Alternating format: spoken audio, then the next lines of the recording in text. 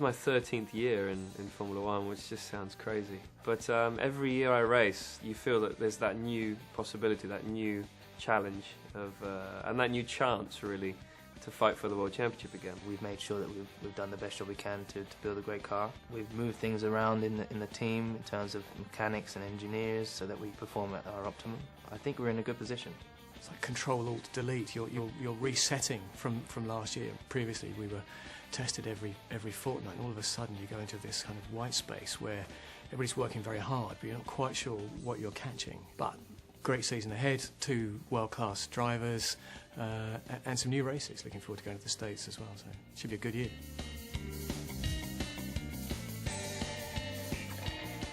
I think going into a new season, you've always got to be very positive.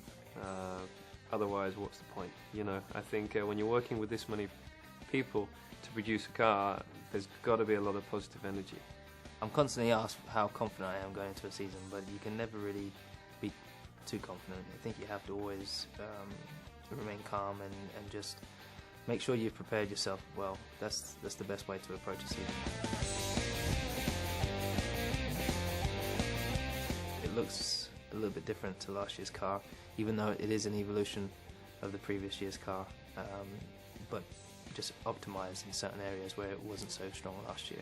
All the time we're improving Formula One cars, so there are many things on this car that are different to last year because we've just taken it to another level. And for me, it's something that's always been key and very important is to be in the right position in the car, be low enough in the car, feel that you're part of the car. During the course of the year, we discover things about the car, things that we might like to do that we probably wouldn't have time or scope to change. If we want to make a fundamental change to the chassis or a repositioning of the gearbox, then those kind of changes involve so much time and effort. So we harvest that up during the course of the year and go, right, you know, come the Revolution Brothers, we'll get all that on the car. But then again, there are step changes in regulation, and we have an important one this year where the FIA have sought to reduce the impact of blown downforce, or the way we use the exhaust gas to generate performance from the car. I find the technical side of Formula One fascinating. All these different designers in different departments design all these components and how they all come together in January, and then you slot it into the car perfectly. It's a phenomenal process, I think. We're always looking to improve a part, strengthen a part, make the part either more aerodynamic or lighter or more user-friendly. Sometimes you sit in the car and they tell you about something new. And you're like, well, why have they changed that? It felt fine before. And then they tell you the reasons. It's like, okay, now I understand.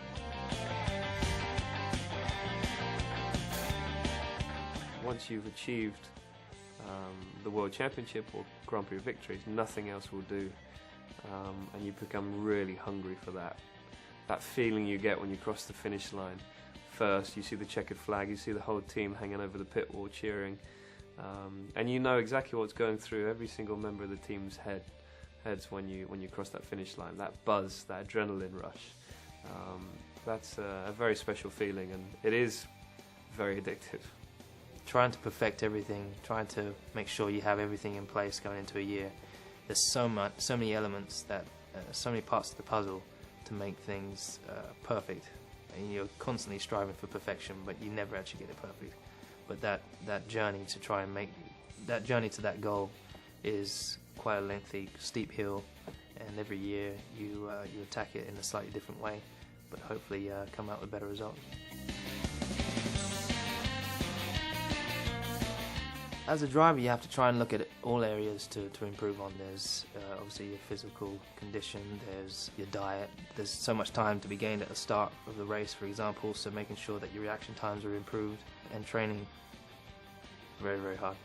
I'm very happy with the progress I've made, and I'm very positive at the moment in terms of what I can achieve, and also very positive about what the team can achieve. We win and we lose together, and that's why we're a team.